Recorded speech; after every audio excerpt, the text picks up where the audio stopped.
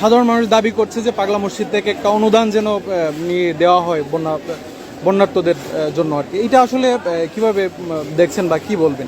আমি আজকে কোনো একটা জাতীয় গণমাধ্যমের নিউজে দেখতে পেরেছি যে এই বিষয়ে যে প্রোপাগান্ডা ছড়িয়েছে যে তারা একটা বিগ অ্যামাউন্ট আসন্না ফাউন্ডেশনকে দিয়েছে বা অন্য কাউকে দিয়েছে, এটা তো একেবারে অসত্য, ভিত্তিহীন কথা।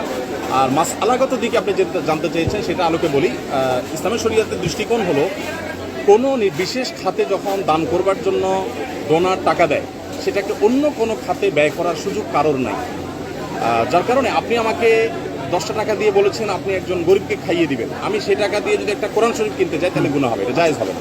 কারণ ডোনার আমাকে সে পারমিশন দেয়নি। সো কোনো মসজিদে কেউ যদি টাকা পয়সা দেয় তাহলে সেটা মসজিদের উন্নয়নে ব্যয় হবে, সেটা আমরা বন্যায় খরচ করতে পারি না। বন্যার জন্য আলাদা ফান্ড রাইজ করবো। ইসলাম এমন একটা ধর্ম যে ধর্মে আসলে সকল খাতে খরচের অপশন আছে, কিন্তু আমরা একটা বন্ধ করে আরেকটা করার কোনো প্রয়োজন নাই। কোরবানির জায়গা হবে, বন্যার কাজ বন্যার জায়গা হবে।